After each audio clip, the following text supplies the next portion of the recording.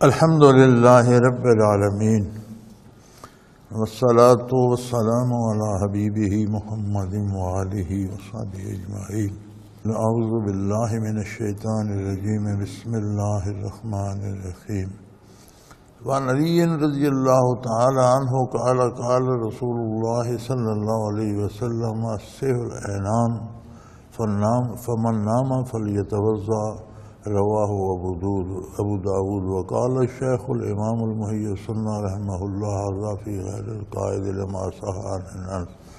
وکان اصحاب رسول اللہ صلی اللہ علیہ وسلم ينتظرون العشاء حتی تخفق رؤوسهم ثم يصلون ولا يتوضؤون، رواہ ابو داود والترمذی۔ الا انہ ذکر فی ینامون بدل ينتظرون العشاء حتی تخفق رؤوسهم۔ حضرت علی رضی اللہ عنہ سے روایت ہے کہ رسول صلی اللہ علیہ وسلم نے فرمایا کہ اعضاء کی چوکیداری دونوں آنکھوں بند ہونے سے ختم ہو جاتی ہے، لہذا جو شخص سو گیا وہ وضو کرے۔ اس کو ابو داود نے روایت کیا ہے، لیکن شیخ محی السنہ رحمۃ اللہ تعالی علیہ جو جامع ہیں مشکات کے، وہ فرماتے ہیں یہ حکم بیٹھنے والے کے لیے نہیں ہے، یعنی بیٹھے بیٹھے اونگ آ جائے تو یہ حکم اس کے لیے نہیں ہے۔ بیٹھے بیٹھے گر جائے یا پہلو پہ ٹیک لگا کے سو جائے تو اس کے لیے ہے، چونکہ اس نیند میں غفلت آ جاتی۔ جو بندہ بیٹھا ہے اسے اونگ آ بھی جائے تو وہ اتنا غافل نہیں ہوتا کہ اسے وضو کے ٹوٹنے کی خبر نہ ہو، جب تک وہ اپنے آپ کو سنبھال سکتا ہے بیٹھا رہتا ہے۔ جب نیند اتنی گہری ہو جائے کہ وہ غافل ہو جائے پھر وہ بیٹھ نہیں سکتا، گر جاتا ہے۔ تو اس کی تصدیق انہوں نے اس سے کی ہے کہ رسول اللہ صلی اللہ علیہ وسلم کے صحابہ عشاء کی نماز کا انتظار کرتے تھے یہاں تک کہ ان کے سر جھک جاتے تھے، یعنی صحابہ کرام مزدوری بھی کرتے تھے، کھیتی باڑی بھی کرتے تھے، دن بھر کام کرتے تھے، مشقت کرتے تھے، تھکے ہوئے ہوتے تھے، تو عشاء کے لیے انتظار فرماتے حضور اکرم صلی اللہ علیہ وسلم کا، تو بعض اوقات انہیں اونگ آ جاتی اس طرح کہ ان کے سر اس طرح سینے سے لگ جاتے تھے۔ پھر حضور تشریف لے آتے تو سب کھڑے ہو جاتے، نماز ادا فرماتے، لیکن وضو نہیں کرتے تھے۔ یعنی اگر بیٹھے رہنے سے اونگ آ جائے اور اتنی غفلت نہ آئے کہ بندہ گر جائے تو اس سے وضو نہیں ٹوٹتا۔ اس کو ابو داود نے، ترمذی نے بیان کیا ہے، لیکن ترمذی نے نیامون کے بدلے ینتظرون العشاء تخفق رؤوسهم، انہوں نے یہ الفاظ لکھے ہیں کہ انتظار کرتے تھے عشاء کا تاکہ ان کے سر اس طرح سینہ مبارک پہ گر جاتے تھے۔ تو بیٹھے بیٹھے اونگ جانا اس میں اتنی غفلت نہیں ہوتی کہ اسے وضو کے ٹوٹنے کی خبر نہ ہو۔ تو اگر اتنا غافل ہو جائے کہ بیٹھ نہیں سکا، اس طرح گر جائے، پھر خواہ آنکھ کھل بھی جائے تو وضو کا اعتبار نہیں رہتا، کیونکہ اتنا غافل ہو جاتے کہ اب اسے پتہ نہیں وضو رہا یا ٹوٹ گیا، تو وضو کرنا چاہیے۔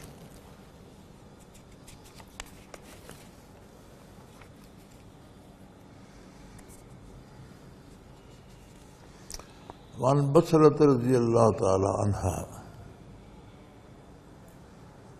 قالت قال رسول اللہ صلی اللہ علیہ وسلم اذا مس احدکم ذکر فلیتوضأ، رواہ مالک واحمد وابو داود والترمذی والنسائی وابن ماجہ والدارمی۔ حضرت بصرہ رضی اللہ تعالی عنہ صحابیہ ہیں، وہ فرماتی ہیں رسول اللہ صلی اللہ علیہ وسلم نے فرمایا کہ اپنے سطر کو ہاتھ لگاؤ تو چاہیے کہ وضو کر لو۔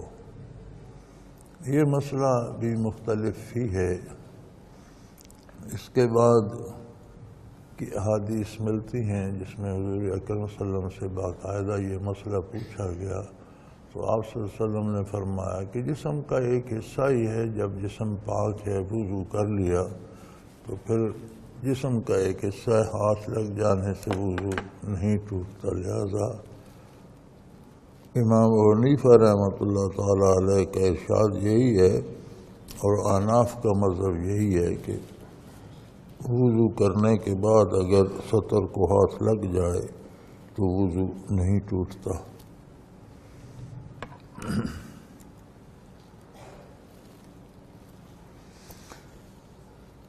وعن طلق بن علی رضی اللہ تعالی عنہ قال سئل رسول اللہ صلی اللہ علیہ وسلم عن مس الرجل ذکرہ بعد ما یتوضا قال هل هو الا بضعۃ منه رواہ ابو داؤد والترمذی والنسائی وروی ابن ماجہ نحوہ وقال شیخ الامام محی السنہ رحمہ اللہ ھذا منسوخ لأن ابو ہریرہ اسلم بعد غزوۃ تلق وقد روی ابو ہریرہ رسول اللہ صلی اللہ علیہ وسلم اذا اقرا احدکم بیدہ الی ذکرہ لیس بینہ وبینہ شیء فلیتوضا رواہ الشافعی والدارقطنی ورواه النسائی عن بصرۃ الا انہ لم یذکر لیس بینہ وبینہ شیء۔ حضرت علق بن علی رضی اللہ عنہ سے روایت ہے کہ رسول صلی اللہ علیہ وسلم نے فرمایا، آدمی اپنے سطر کو چھونے کے متعلق جب سوال کیا گیا تو ارشاد ہوا کہ اس نے وضو کیا ہوا ہے؟ فرمایا نہیں ہے، مگر وہ تو فرمایا وہ جسم کا ایک ٹکڑا ہی ہے، بدن کا حصہ ہے، جب وضو کیا ہوا ہے پاک ہے، وہ جسم پاک ہے، وضو کر لیا تو ہاتھ لگ سطر کو ہاتھ لگ جانے سے وضو نہیں ٹوٹتا۔ ابو داؤد اور ترمذی اور نسائی نے روایت کیا اس سے، اور ابن ماجہ نے شیخ محی السنہ رحمۃ اللہ علیہ یعنی جو جامع ہیں اس کے مشکوٰۃ المصابیح کے، وہ فرماتے ہیں کہ یہ حدیث منسوخ ہے، ابو ہریرہ حضرت طلق کے آنے کے بعد مسلمان ہوئے۔ حضرت ابو ہریرہ کی روایت ہے کہ تمہارا ہاتھ اپنے سطر کو پہنچے اور درمیان میں کوئی پردہ نہ ہو، کپڑا نہ ہو تو وضو کرے۔ اس کو شافعی نے دارقطنی میں روایت کیا اور نسائی نے بصرہ سے، مگر یہ الفاظ ذکر نہیں کیے ولیس بینہ وبینہ شیء۔ وہی بات ہے کہ علماء میں اس پہ بحث ہے۔ بعض حضرات فرماتے ہیں کہ یہ حکم منسوخ ہے، لیکن امام ابو حنیفہ رحمۃ اللہ علیہ کی تحقیق کے مطابق یہی حکم ہے۔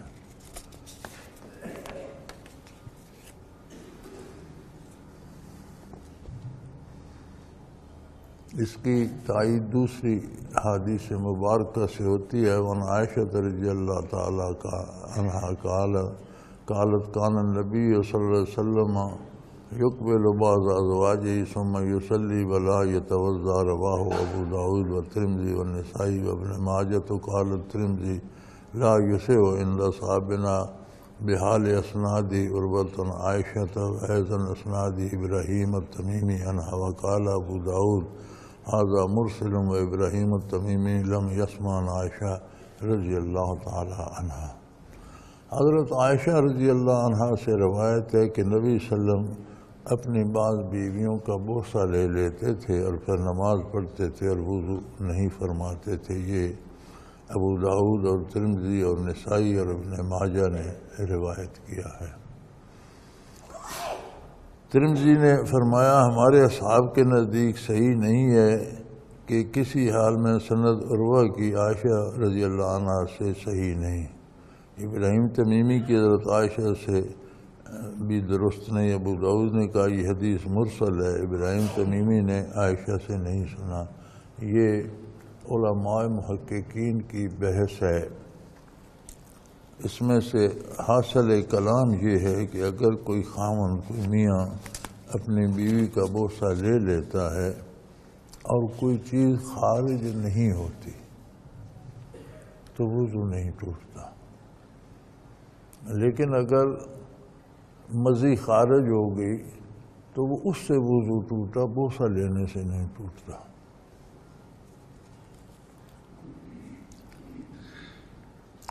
وعن ابن عباس قال اکل رسول اللہ صلی اللہ علیہ وسلم کتفا ثم مسح یدہ بمسح کان تحتہ ثم قام فصلی رواہ ابو داؤد وابن ماجہ۔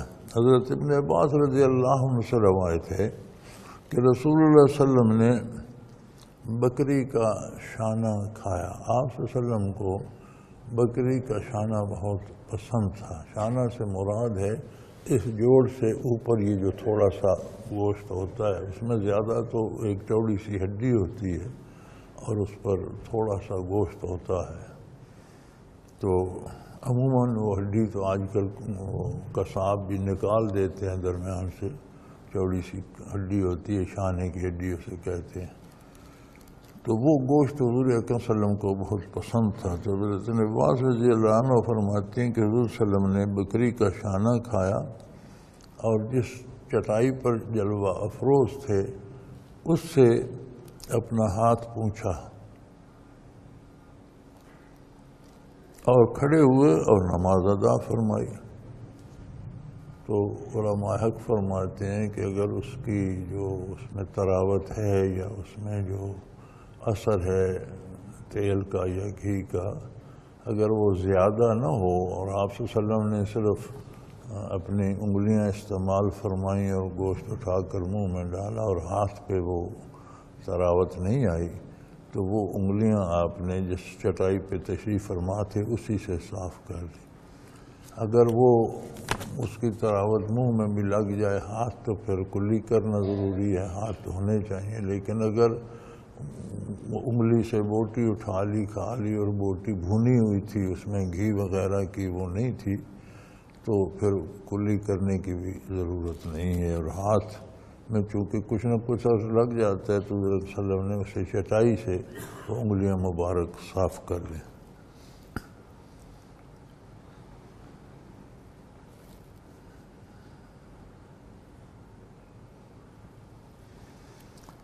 عن ام سلمۃ رضی اللہ تعالی عنہا انہا قالت قربت الى بنی علی النبی صلی اللہ علیہ وسلم جنبا مشویا فاکل منہ ثم قام الى الصلاۃ ولم یتوضا۔ حضرت ام سلمہ رضی اللہ تعالی عنہا فرماتی ہیں کہ میں نے نبی صلی اللہ علیہ وسلم کو بکری کا پہلو کا گوشت بھنا ہوا دیا۔ اب بکری کے پہلو پہ بھی بڑا کم گوشت ہوتا ہے، تو وہ بھنا ہوا تھا۔ بھنا ہوا سے مراد ہے آگ پر بھنا ہوا تھا۔ ایک بھنا ہوا ہوتا ہے جو آج کل گھی میں بھونتے ہیں، وہ اور چیز ہے۔ تو گوشت کو نمک وغیرہ لگا کر انگاروں پر یا آگ پر بھون لینا، وہ اس میں تراوت نہیں ہوتی۔ گھی میں جو بھونا جاتا ہے اس میں ساری وہ گھی کی تراوت آ جاتی ہے۔ تو میں نے بکری کے پہلو کا بھنا ہوا گوشت حضور اکرم صلی اللہ علیہ وسلم کے قریب کر دیا۔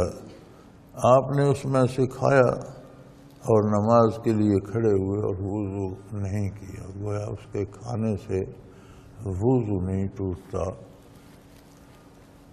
اگر اس میں کوئی تراوت دست مبارک سے لگتی تو ہاتھ مبارک صاف کرتے، گویا وہ اس طرح خشک تھا کہ حضور نے کھایا اور ہاتھ بھی نہیں دھوئے، کلی بھی نہیں کی، وضو نہیں کیا۔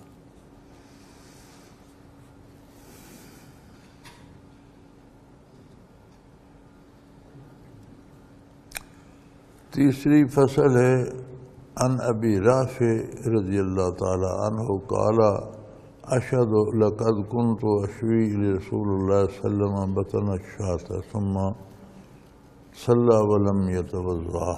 حضرت ابو رافع رضی اللہ عنہ سے روایت ہے کہ میں اس بات کی گواہی دیتا ہوں کہ رسول اللہ صلی اللہ علیہ وسلم کے لیے بکری کا گوشت بھونتا۔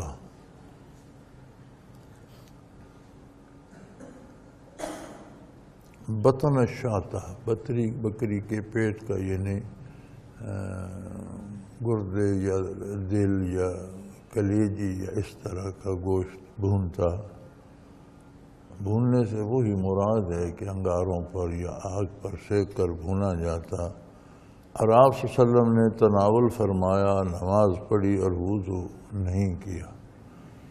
یہ مسلم نے اس کو روایت کیا۔ تو یہاں بھی وہی بات ہے کہ وہ بھونا ہوا اتنا خشک تھا کہ نہ وہ دست مبارک سے اس کی کوئی تری آئی اور نہ دہن مبارک سے، تو حضور اکرم صلی اللہ علیہ وسلم نے اسی طرح نماز ادا فرمائی. عنہ قال اہدیت له شاة فجعلها في القدر فدخل رسول الله صلى الله عليه وسلم فقال ما هذا يا أبا رافع؟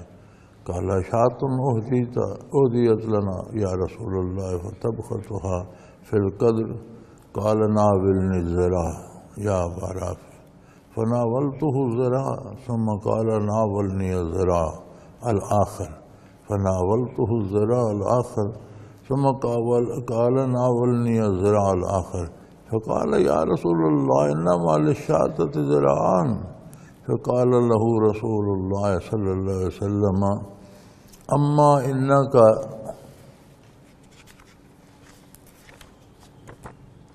لو سقط لنا وطني ذراعان فذراعان ما سقط ثم دعا بماء فتمضمض فاه وغسل أصواف أصحابه ثم قام فصلى ثم عاد إليهم فوجد عندهم لحما باردا فأكل ثم دخل المسجد وصلى ولم يمس معه. رواه أحمد ورواه الدارمي عن أبي عبيد إلا أنه يذكر ثم دعا بماء إلى آخره. انہی سے ابی رافع رضی اللہ عنہ سے روایت ہے کہ مجھے کسی نے بکری تحفے میں بھیجی، یعنی بکری کا گوشت بھیجا تحفے میں، تو میں نے اسے ہانڈی میں ڈال دیا. دریں اثنا حضور اکرم صلی اللہ علیہ وسلم تشریف لائے. آپ صلی اللہ علیہ وسلم نے پوچھا کہ ما ھذا یا ابا رافع، کہ ابو رافع یہ کیا ہے؟ فقال شاۃ اہدیت لنا یا رسول اللہ، یہ ایک بکری ہے جو مجھے تحفہ دی گئی، ہدیہ کی گئی، تو میں نے اسے ہانڈی میں پکا لیا ہے. تو آپ صلی اللہ علیہ وسلم نے ارشاد فرمایا ناولنی الذراع، یہ دستی کا گوشت، بکری کے شانے کا گوشت نکال کر مجھے دے دے. انہوں نے شانے کا گوشت نکال کر پیش کر دیا. حضور نے تناول فرمایا، کیونکہ وہ تھوڑا سا گوشت ہوتا ہے، تو فرمایا مجھے دوسرا شانہ بھی دے دے. وہ کہتے میں نے دوسرا بھی پیش کر دیا، آپ نے وہ بھی تناول فرما لیا اور مجھے فرمایا مجھے اور شانہ دے دے. تو ابو رافع فرماتے ہیں میں نے عرض کی یا رسول اللہ انما للشاۃ ذراعان، میں نے عرض کی یا رسول اللہ بکری کے تو دو ہی شانے ہوتے ہیں، میں پیش کر چکا ہوں. صلی اللہ علیہ وسلم نے فرمایا کہ کاش تو خاموش رہتا، ہانڈی سے شانہ تلاش کرتا بجائے بات کرنے کے، تو تجھے مل جاتا. جب تک میں مانگتا رہتا تو دیتا رہتا.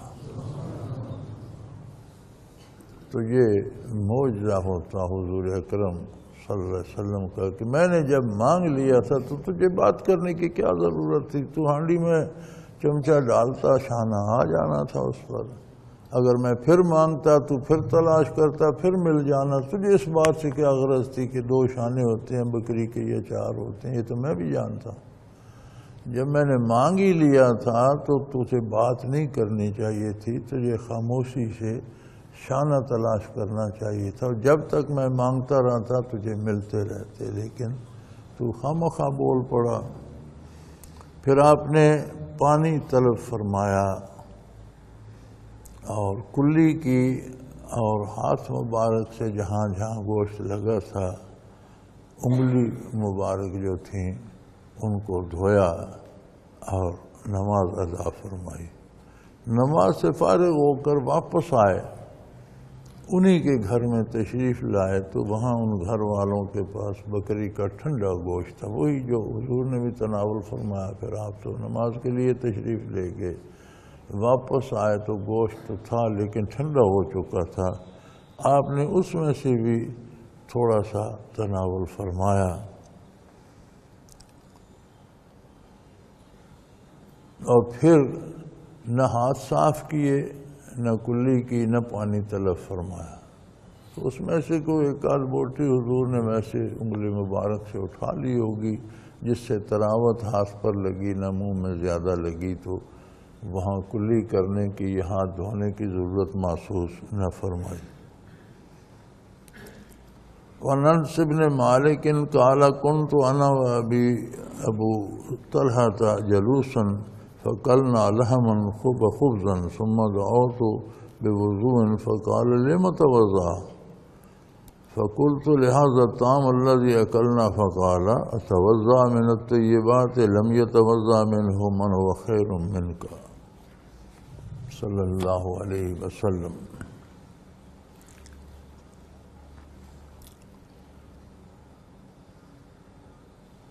حضرت انس رضی اللہ تعالیٰ عنہ سے روایت ہے کہ حضرت ابی رضی اللہ عنہ، ابی بن کعب رضی اللہ تعالیٰ عنہ اور حضرت ابو ذر رضی اللہ تعالیٰ عنہ اور میں بیٹھے ہوئے تھے۔ ہم نے گوشت اور روٹی کھائی، یعنی گوشت کے ساتھ ہم نے کھانا کھایا۔ پھر میں نے وضو کے لیے پانی منگوایا تو وہ دونوں حضرت ابی بن کعب اور حضرت ابو طلحہ رضی اللہ عنہما فرمانے لگے تم کیوں وضو کرتے ہو؟ یعنی جب تمہارا وضو ہے تو کھانا کھانے کے بعد دوبارہ وضو کیوں کرتے ہو؟ تو میں نے کہا اس کھانے کی وجہ سے جو ہم نے کھایا ہے، میں کھانے کی وجہ سے چاہتا ہوں دوبارہ وضو کر لوں۔ تو ان دونوں نے فرمایا کہ کیا پاکیزہ چیزیں کھانے سے وضو کریں؟ حلال طیب پاکیزہ کھانے سے وضو فاسد ہو جاتا ہے؟ اس ہستی نے تو وضو نہیں کیا جو تم سے بہت بہتر تھی۔ رسول اللہ صلی اللہ علیہ وسلم کھانا کھانے کے بعد وضو نہیں فرماتے تھے۔ یہ الگ بات ہے کہ تراوت دن مبارک سے لگ گئی تو کلی فرما لیتے تھے، ہاتھ مبارک سے لگ گئی تو دھو لیتے تھے، اگر انگشتائے مبارک سے لگتی تھی تو صرف انگشتائے مبارک صاف کرتے تھے، سارا ہاتھ بھی نہیں دھوتے تھے، تو گویا جو وہ اس کی تراوت سی لگ جاتی تھی اسے صاف فرما لیتے تھے۔ تم کس لیے وضو کرتے ہو؟ تم کون ہوتے ہو؟ تم زیادہ پارسا ہو۔ تو گویا مراد اتباع رسول اللہ صلی اللہ علیہ وسلم اور اللہ کی اطاعت ہے، اپنی طرف سے نیکیاں نہیں گھڑنی چاہیے کہ یہ بھی کر دوں یہ بھی کر دوں، یہ بہت پارسائی ہے۔ ساری نیکی، ساری پارسائی، سارا تقدس اتباع نبوت میں ہے، اپنی طرف سے زائد باتیں نہیں گھڑنی چاہیے۔ یہ تو کھانے کے آداب ہیں نا۔ ویسے بھی بعض لوگ عجیب و غریب چلا کشیاں کرتے ہیں، جی میں 40 دن پانی میں کھڑا رہا۔ بھئی یہ کون سی عبادت ہے؟ نبی صلی اللہ علیہ وسلم کسی پانی میں کھڑے رہے اور راتوں کو چلا کشی کرتے رہے؟ اگر نہیں تو تم کون ہوتے ہو؟ اسی طرح کے عملیات عامل لوگ بتاتے رہتے ہیں اور انہیں بڑی پارسائی، اور میں دیکھتا ہوں لوگوں کے اخباروں میں بھی شائع ہوتے ہیں اس نے اتنی چلا کشی کی اور وہاں سانپ آ جاتے تھے اور بچھو ہے۔ کیا فائدہ؟ یہ سب فضولیات ہیں۔ اتباع رسالت پہ قائم رہنا سب سے بڑی نیکی ہے، اور اس سے باہر جانا گمراہی ہے، بدعت ہے، نیکی نہیں ہے کہ اپنی طرف سے باتیں گھڑ لی جائیں۔ یہ تینوں صحابی ہیں، اعلیٰ درجے کے لوگ ہیں، تو انہوں نے احتیاطاً فرمایا ہوگا بھئی چلو کھانا کھایا ہے تو وضو کر دو۔ انہوں نے فرمایا تم ایک نئی رسم ڈالتے ہو، جب حضور صلی اللہ علیہ وسلم نے وضو نہیں کیا تم کیوں کرتے ہو؟ لوگ تمہیں دیکھیں گے، ساری امت شروع ہو جائے گی، تو اس کا ثواب کس کو جائے گا؟ جو کام حضور نے نہیں کیا وہ تم کیوں کرتے؟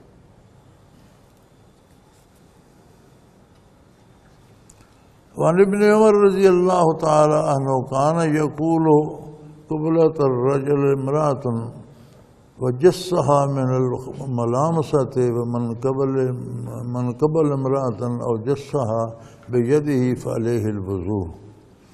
حضرت ابن عمر رضی اللہ عنہ سے روایت ہے کہ کسی نے اپنی بیوی کا بوسہ لیا یا اسے ملامست کی، مل کر بیٹھے یا سینے سے لگایا یا اس طرح سے، تو اس پر وضو لازم آتا ہے۔ حضرت ابن مسعود رضی اللہ عنہ سے بھی روایت ہے، وہ کہا کرتے تھے کہ بیوی کو مس کرنے سے وضو آتا ہے۔ اس کو مالک رحمۃ اللہ نے روایت کیا، اور حضرت ابن عمر سے روایت ہے، عمر خطاب فرمایت کرتے تھے کہ عورت کا بوسہ لینا لمس ہے، اس سے وضو کرو۔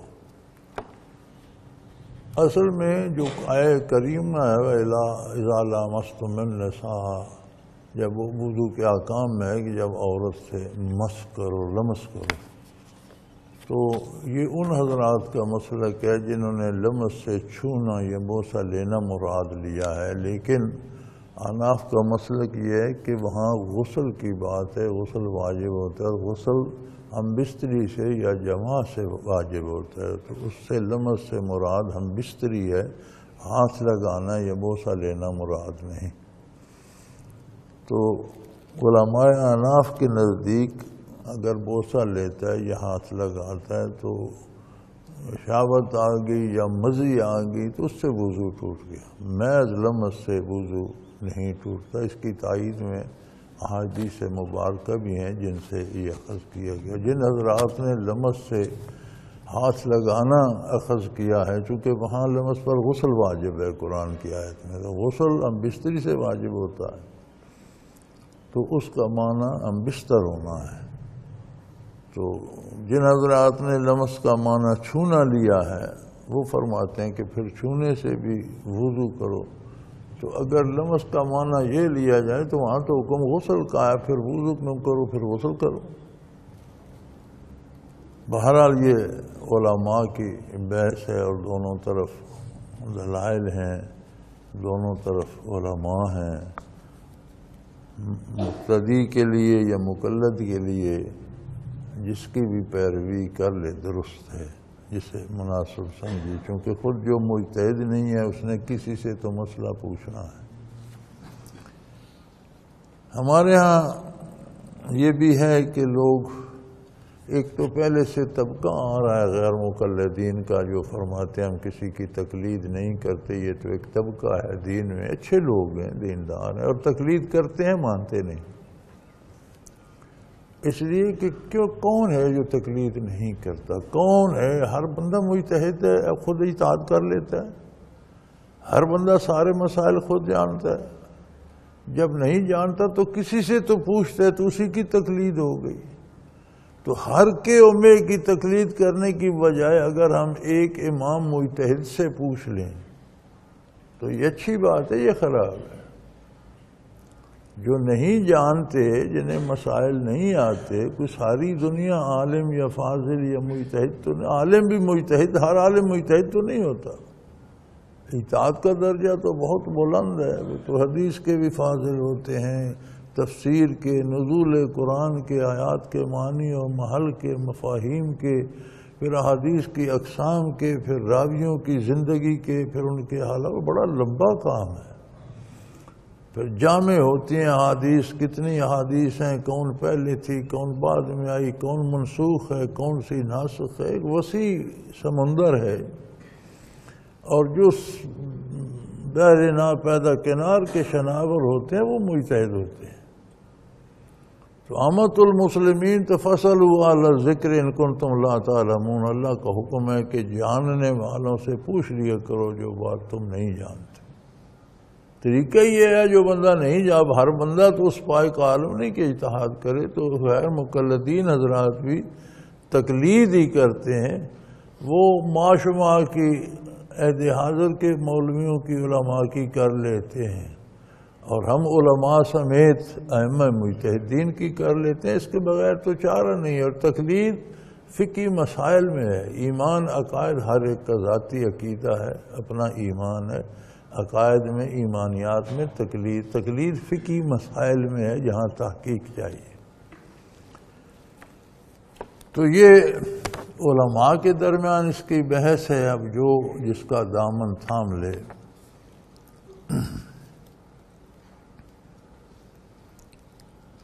عن ابن مسعود كان يقول من قبلت الرجل امرأة فلت الوضوء، عن ابن عمر ان عمر بن الخطاب قال ان القبلة من اللمس فتوضأ وضوء منها، وعن عمر بن عبد العزيز رضی اللہ تعالیٰ عنہ تمیم الدارمی قال رسول اللہ صلی اللہ علیہ وسلم الوضوء من کل دم سائل رواہ الداری وکتمی قال عمر بن العزیز لم یمسح من تمیم الدارمی ولا رواہ یزید بن خالد محمد بن مجہولان۔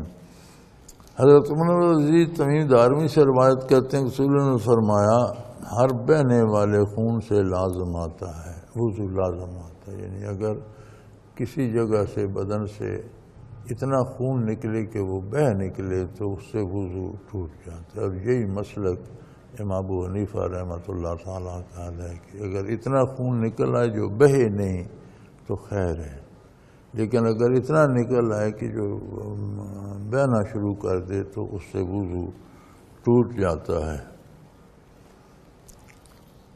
اس کو دارقطنی نے روایت کیا ہے۔ یہ دارقطن بھی بغداد کا ایک محلہ تھا اور یہ علامہ وہاں کے اس کے رہنے والے تھے، اس لیے انہیں دارقطنی کہتے ہیں۔ اور وہ فرماتے کہ عمر بن العزیز نے تمیم دارمی سے نہیں سنا۔ تمیم دارمی تو اس زمانے کے تھے اور عمر بن العزیز بہت بعد میں آئے، لہذا ان کی ملاقات ممکن نہیں ہے، ان سے نہیں سنا نہ ان کو دیکھا۔ پھر اس سند میں یزید بن خالد اور یزید بن محمد دونوں جو ہیں وہ مجہول ہیں، یعنی ان کے حالات جو ہیں وہ پوری طرح واضح نہیں ہیں، لیکن دوسرے علماء فرماتے ہیں کہ انہوں نے براہ راست ان سے نہیں سنا ہوگا لیکن ان کے حوالے سے حدیث تو سنی۔ اور جن راویوں کو آپ مجہول کہہ رہے ہیں ان کے مجہول ہونے پہ بھی بحث ہے کہ کس درجے کے وہ مجہول کہتے ہیں، جس کے بارے صحیح حالات کا علم نہ ہو تو وہ اس درجے میں نہیں ہے کہ ان کے، بہرحال یہ علماء کی بحث ہے۔ احناف کا مذہب یہی ہے کہ اگر خون جاری ہو جائے تو وضو نہیں رہتا۔ باب آداب الخلا۔ خلا یوں تو خالی جگہ کو کہتے ہیں، اور عموماً آدمی جہاں فارغ ہونے کے لیے جاتا ہے تو وہ مجلس میں تو پاخانہ وغیرہ نہیں کرتا، تنہائی میں خالی جگہ کوئی نہ ہو تو ہی وہ فارغ ہوتا ہے، تو اس لیے اسے خلا کہتے ہیں۔ اور آپ بھی ہمارے ہاں بھی عام اردو میں بھی بیت الخلا ہی رائج ہے۔ ویسے تو خلا کا معنی خالی جگہ ہے، لیکن اس میں چونکہ آدمی تنہا اور خالی اور کوئی دوسرا نہیں ہوتا اسے خلا کہا جاتا ہے۔ اس کے آداب کے بارے میں ہے۔ عن ابی ایوب الانصاری رضی اللہ تعالی عنہ قال قال رسول اللہ صلی اللہ علیہ وسلم اذا اتیتم الغائط فلا تستقبلوا القبلۃ ولا تستدبروها ولكن شرقوا اور غربوا متفق علیہ۔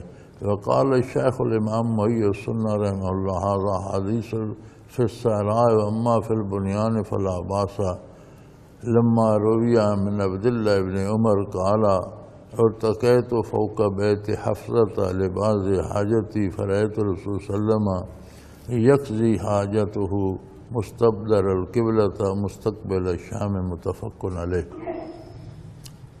حضرت ابو ایوب انصاری رضی اللہ تعالیٰ عنہ سے روایت ہے، وہ فرماتے ہیں رسول اللہ صلی اللہ علیہ وسلم نے ارشاد فرمایا کہ جب تم رفع حاجت کے لیے جاؤ تو نہ قبلہ کی طرف منہ کرو اور نہ پیٹھ کرو، لیکن مشرق یا مغرب کی طرف کر لو۔ یہ متفق علیہ حدیث ہے، چونکہ مدینہ منورہ میں قبلہ بجانب جنوب ہے، تو نہ جنوب کی طرف منہ کرو نہ شمال کی طرف کرو، نہ قبلہ کی طرف منہ کرو نہ پیٹھ کرو، مشرق یا مغرب کے۔ ہمارے ہاں قبلہ مغرب کو ہے تو یہاں یہ حکم ہوگا کہ نہ مغرب کو منہ کرو نہ مشرق کو، شمال جنوب کو کر لو۔ تو حضرت شیخ محی السنہ یعنی جامع جو ہیں اس مشکات کے، وہ فرماتے ہیں کہ یہ حکم کھلی جگہ کے لیے ہے، بند کمرے میں یا خود خانے میں یہ پابندی نہیں ہے، کھلی جگہ پر بیٹھے تو یہ حکم ہے۔ اس لیے کہ عبداللہ بن عمر رضی اللہ عنہ سے روایت کی کہ یہ کہ میں حضرت حفصہ کے گھر کی چھت پر رضی اللہ تعالیٰ عنہ کی چھت پر کسی کام کے لیے چڑھا تو میں نے رسول اللہ علیہ وسلم کو دیکھا قبلہ کی طرف پیٹھ کے کر کے رفع حاجت فرما رہے تھے، جبکہ آپ کا منہ مبارک شام کی طرف تھا۔ تو مدینہ منورہ میں شام کی طرف منہ کیا جائے تو مکہ مکرمہ کی طرف پشت ہو جاتی ہے، لیکن اس پہ علماء بحث فرماتے ہیں، وہ فرماتے ہیں کہ یہ ضروری نہیں ہو سکتا ہے انہیں دیکھنے میں غلطی لگی ہو، عین شام کی طرف رخ انور نہ ہو، تھوڑا سا اس طرف ہو تو پھر پشت مبارک بیت اللہ کی طرف نہیں آتی، تو اس پہ اتفاق نہیں کرتے اور فرماتے ہیں کھلی جگہ کی پابندی ہے، لیکن گھر میں بھی یہ پابندی ہو تو بہت مناسب ہے کہ بیت الخلاء میں جب وہ جگہ بنائی جاتی ہے فارغ ہونے کی تو احتیاط کی جائے کہ قبلہ کی طرف پشت بھی نہ آئے، منہ بھی نہ آئے۔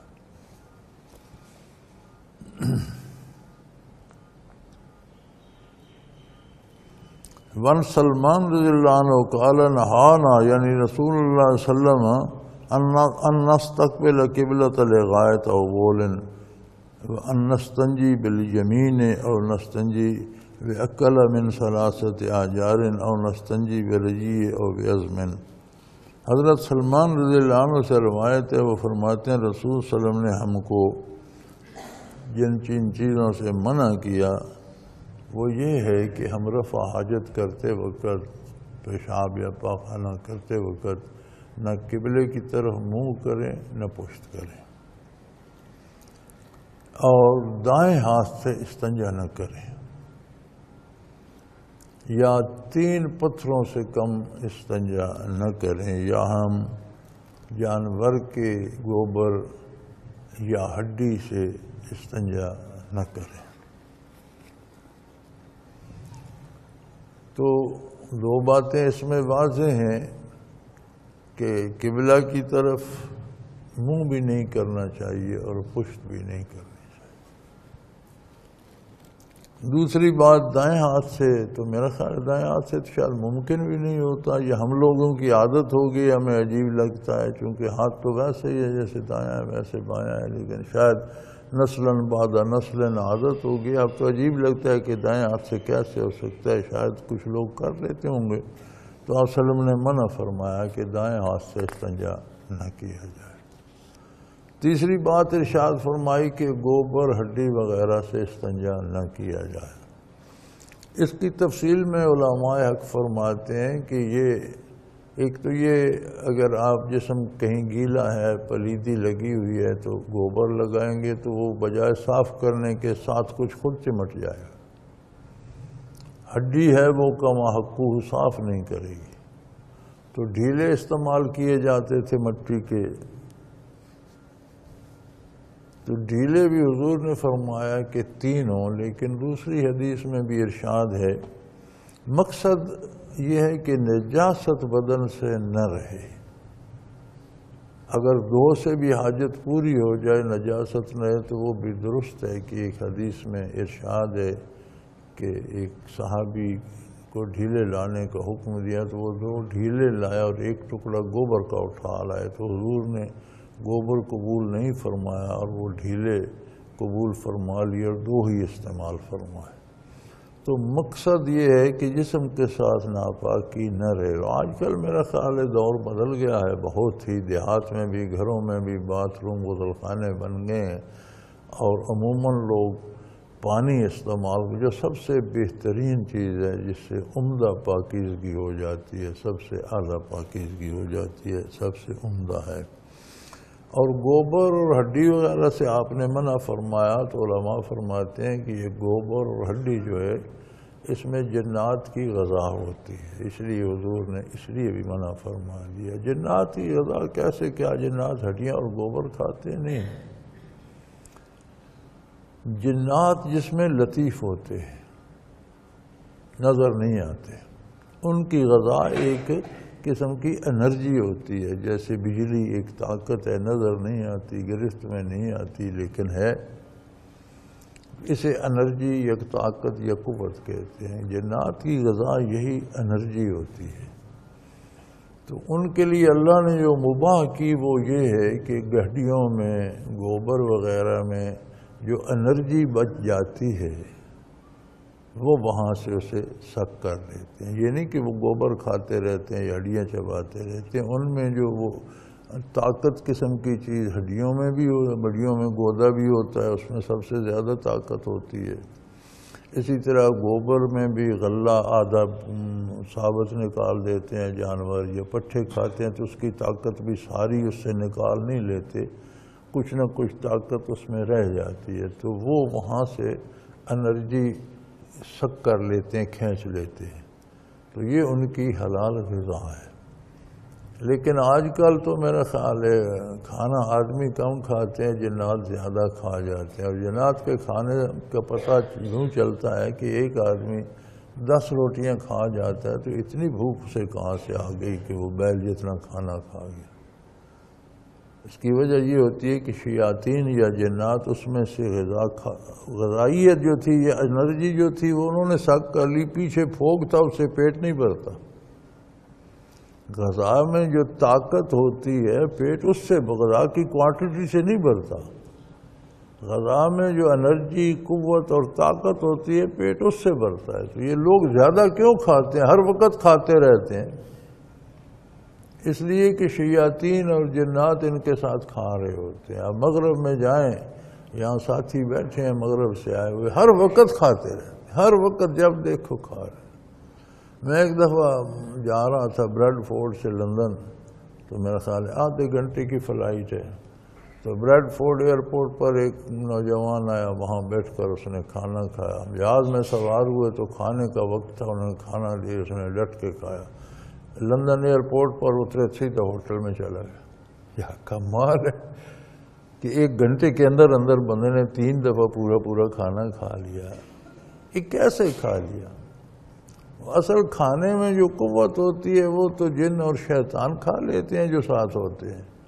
تو پیچھے پھونک رہ جاتا ہے، اس سے پیٹ کب بھرتا ہے؟ کھا لیا تو پھر وہ پیٹ تو خالی رہا. تو یہ ہے کہ کھاتے رہیں، پاخانہ کرتے رہیں، بیت الخلاء جاتے رہیں. تو بھوک تو تب مرے گی جب جو بدن کا تقاضا ہے اتنی انرجی بدن کو ملے گی. یہاں ایک روٹی سے کیوں پیٹ بھر جاتا؟ الحمدللہ یہاں جنات وغیرہ نہیں نا گھستے، تو کھانا بندہ اپنا پورا کھاتا ہے، تو ایک روٹی سے بھی مل جائے تو پیٹ بھر جاتا ہے. بہت کھانے والا بھی کوئی یہاں آ جائے تو یہاں تو بہت نہیں کھاتا. جس سے پوچھو صبح حلوہ بنا ہوتا ہے، کہتا ہے تھوڑا سا کھایا. بھی تھوڑا کیوں کھایا؟ اتنا مزیدار تھا، بس اتنا ہی کھایا جا سکتا. اس کی اپنی قوت موجود ہوتی ہے نا کھانے کی. تو کوئی یہ دیکھنا چاہے کہ شیطان یا جن تو نہیں کھا گے تو یہ پتہ چل جاتا ہے کہ کھانے کی مقدار میں نے کتنی کھائی اور اتنی کیوں کھائی. اگر کوئی ایسی بات ہو تو درود شریف پڑھے، تعوذ پڑھا کرے، کلمہ شریف پڑھے، باقاعدہ نماز پڑھے، ذکر کیا کرے تو ان مصیبتوں سے بچ جائے. وعن انس رضی اللہ تعالی عنہ قال کان رسول اللہ صلی اللہ علیہ وسلم اذا دخل الخلاء یقول اللہم انی اعوذ بک من الخبث والخبائث. حضرت انس رضی اللہ عنہ سے روایت ہے رسول اللہ صلی اللہ علیہ وسلم جب بیت الخلاء میں داخل ہوتے یا کہیں بھی رفع حاجت کے لیے جب آپ تشریف رکھتے تو پہلے یہ دعا پڑھتے، اے اللہ میں پلید جنوں اور پلید جنیوں سے تیری پناہ مانگتا ہوں. اللہم انی اعوذ بک من الخبث والخبائث. پلید مذکر اور مؤنث دونوں قسم کے، پلید جنوں شیطانوں سے اور پلید ان کی عورتوں سے تیری پناہ مانگتا ہوں. اس لیے ان ناپاک جگہوں پر عموماً جنات و شیاطین جو بے دین اور کافر ہیں ان کا مجمع رہتا ہے. تو علماء فرماتے ہیں کہ بیت الخلاء میں جانے سے پہلے یہ دعا پڑھ لینا مسنون ہے، پڑھ لینی چاہیے. یا پھر بیت الخلاء میں نہیں ہے، کھلی جگہ پہ ہے تو لباس اتارنے سے یا جسم کو ننگا کرنے سے پہلے پڑھ لیں. پھر بھی یاد نہیں رہی، اور بیت الخلاء میں بیٹھ گیا تو پھر زبان سے ادا نہ کرے لیکن دل میں پھر بھی پڑھ لے، کیونکہ اس حالت میں الفاظ زبان سے نکالنا جائز نہیں ہے۔ لیکن اگر اس پہلے بھول گیا تھا، عین اس وقت یاد آئے جب بے لباس ہو کر یا کپڑا ہٹا کر بیٹھ گیا ہے پیشاب پاخانہ کرنے کے لیے، تب یاد آ گئی، تو فرماتے ہیں کہ دل میں پڑھ لے، زبان کو حرکت نہ دے۔ او کما قال رسول اللہ صلی اللہ علیہ وسلم۔ الحمدللہ الحمدللہ الحمدللہ رب العالمین، والصلاة والسلام علی حبیبہ محمد وآلہ وصحبہ اجمعین۔ اللہم ربنا لا تقتلنا بغضبک ولا تہلکنا بعذابک واعف عنا قبل ذلک۔ اللہم ربنا لا تسلط علینا من لا یرحمنا، انت ولینا فی سفرنا وحضرنا فی مالنا واہلنا، انت ولینا فی الدنیا والآخرہ، توفنا مسلمین والحقنا بالصالحین، وصلی اللہ تعالی علی حبیبہ محمد وآلہ وصحبہ برحمتک یا رب۔